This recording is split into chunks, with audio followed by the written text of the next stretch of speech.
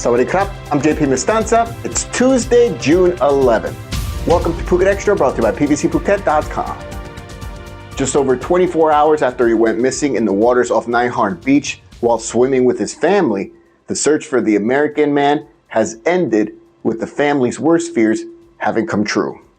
The body of 49-year-old American James Everett Du Bois washed ashore at the northern end of Nai Harn Beach at about 11:43 p.m. on Monday. He had gone missing on Sunday while swimming with his family at the same beach, though his wife and 3-year-old son made it back to shore thanks to lifeguards stationed there. Rescue efforts for Du Bois were quickly launched, with an intensive search later being called off and restarting on Monday as rescue workers and Rawai municipality workers set up a search center on Nai Harn Beach to coordinate efforts. The man's body is now being taken to Vashida Phuket Hospital for forensic doctors to examine. For more, visit thephuket.news.com. A road rage incident involving a pickup truck driver and a firearm threat now has police trying to track down the culprit. The incident took place at about 2 p.m. according to Wichita Police, as the wife of the trailer truck driver, who was in the car at the time of the incident while her husband was driving, explained that they were traveling on Chao Phraya West Road northbound when they noticed a white pickup truck being driven erratically and had no license plates attached to the front or the back of the truck. The pickup truck then pulled up alongside them, and the driver motioned for them to pull over. Then he allegedly held up his gun to show them that this was a threat. The couple declined. Later on, the same thing happened further up north at the traffic lights near the King Power outlet. The couple stayed in their vehicle again and then finally went their separate ways when they reached the Darasumut underpass, with the pickup using the underpass. Wichita Police confirmed they are now looking for that pickup truck with no plates and its driver. For more, visit thephuket.news.com. The plan to collect 300 baht from every international tourist entering the kingdom by air has officially been abandoned, at least for now, by Prime Minister Srettha Thavisin. The tourism fee, which had been in the works since at least the previous administration since at least 2019, had called for the collection of 300 baht from every foreigner entering the kingdom by air and 150 baht from every foreigner entering by land or sea. The idea was to use part of the proceeds to create a tourism insurance fund to pay for basic medical coverage of tourists who were involved in accidents and had no insurance, and would also pay for the funerals for those who would die on road accidents. Another part of the fee would go into a fund to help develop more tourist attractions in secondary tourist destinations across the country, like improving temples, providing public restrooms in certain destinations, and more.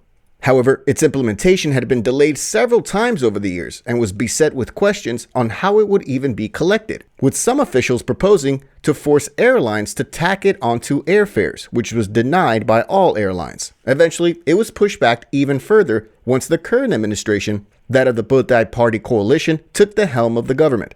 This past weekend, however, Prime Minister Srettha Thavisin scrapped the plan altogether and gave several reasons why. The first was the opposition it had always faced from the private sector. In addition, he says that the money could be better used to encourage higher tourist spending once they arrive in the kingdom. And with the growing tourist numbers, this would boost the economy. For more, visit the link in the description. I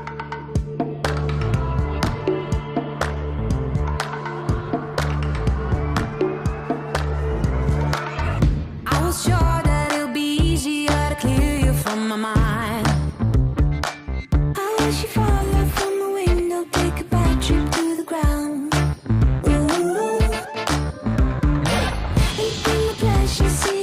Just before you break a bone. An investigation is now underway into the origins of some 6,000 methamphetamine pills that were left abandoned at a room in the Ua-Athorn Housing Estate. The property owner of the Ua-Athorn Housing Estate and Mu 1 in Ua-Athorn called police after he found the abandoned bag of some 6,000 yaba pills in a room at about 4:30 p.m. last Friday. He explained to local police that the room was rented out to a Thai female since October of last year, and she had left after failing to pay her rent for the past 3 months. The owner had called Talang police and then filed a complaint with them after she was unable to be contacted. But now, after having entering the room seemingly for the first time last Friday to prepare it for a new tenant, they found the stash of drugs on the floor. Police are now trying to track down the ex-tenant and find the origin of the drugs. For more, visit thephuket.news.com. Just over a week after the head of the Red Bull empire in Thailand, Chalerm Uvidia, filed his first defamation suit, another is now coming down, this time against a news outlet and 4 others, including another ex-cop, all for allegations that he and his family, among the richest in the kingdom, had paid bribes, allegedly, to keep his son, Boss Red Bull, from facing justice over the fatal hit and run of a Bangkok police officer 12 years ago. The lawsuit, like the other one, was also filed with the criminal court in Bangkok, this time on Thursday, by his lawyer Ampol Kaupang, also for defamation. The Bangkok Post reports that Chalem, whom last year was ranked second in the Forbes list of the richest people in Thailand with a net worth of over 33 billion US dollars, he took issue with claims made by a former police officer turned columnist for news outlet Suet Jor Kao, Police Colonel Wirud Sirisawati Bruta, who is alleged to have made claims that Chalem Red Bull paid 300 million baht in bribes to save his son Vorayut Boss Yuvidya from prosecution. Boss Red Bull is said to have admitted to police, according to authorities, to having driven his Ferrari in the early morning hours of September 3, 2012, that resulted in the fatal death of Tonglo police officer Wichian Glampraset. Police Senior Sergeant Major Glampraset was on his motorcycle when he was hit from behind and was dragged over 100 meters while the Ferrari was being driven at a speed of no more than 177 kilometers an hour, according to police at the time. It was also later revealed by authorities that Boss Red Bull had cocaine and alcohol in his system at the time. While he initially faced several charges, one by one throughout the years, the statutes of limitations had expired and only one remains, that of reckless driving causing death, which doesn't expire until 2027. He has yet to spend a day in prison and has not appeared in court once. This is now the second defamation lawsuit filed on behalf of Chalem Yuvidya, as a similar suit was filed over similar bribery claims against a TV host, Ubonrat Taunoi, and the ex-Metropolitan Bureau Chief, Police Lieutenant General Sanit Mahatabon. Not only is the head of the Red Bull empire in Thailand seeking 50 million baht in damages from all of the plaintiffs involved, but he also demands official public apologies to be published on their respective media websites, social media channels, and other major Thai newspapers for 7 days straight. For more, visit the link in the description. About 10,000 runners from 40 countries hit the pavement this weekend at the famed Laguna Phuket Marathon 2024, but it was a cadre of runners from one country that dominated and swept honors across the full and half marathon categories, and they were all from the Philippines.